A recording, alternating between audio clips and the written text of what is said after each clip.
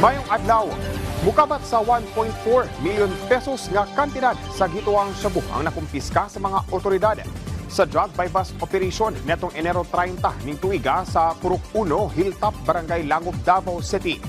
Sikop ang usa ka alias Bay nga residente sa Islamic Center, Quimpo Boulevard, Barangay 39-D. Sumala sa Davao City Police Office kon DCPO, gikonsidera ang mong dinakpan nga usa ka high-value individual. Nakuha sa gikan sa posisyon niini ang ubay-ubay ka mga pakete sa gituang shabu ug uban pang mga drug paraphernalia.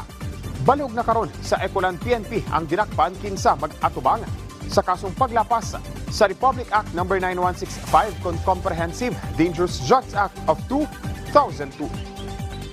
5 ka mga suspected cases sa chikungunya na ang natala sa Davao City Health Office karong tuiga. 2 sa gisuspetsahang kaso ang natala sa Barangay 9-E, partikular sa Purok Gis. Sa karon naka-isolate ang 2 ka mga babae nga nag-edad og kapin 20 anyos. Dinakuhaan na sab sila og samples alang sa confirmatory test. Naglusad na sab ang barangay og cleaning operation ingon man fogging kauban ang City Health Office. Niadtong tuig 2024 gikan bulan sa Enero hangtod Disyembre, dunay kinatibuk ang 12 ka mga kaso sa chikungunya ang natala sa Davao City. Ang chikungunya dala sa chikungunya virus nga gikan sa Aedes nga mga lamok.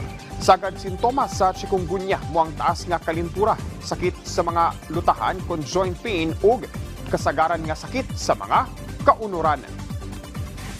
Ug mo kadto ang mga nag-unang balita dinhi sa PTV Davao. Ako si Jay Lagang para sa Pambansang TV sa Bagong Pilipinas.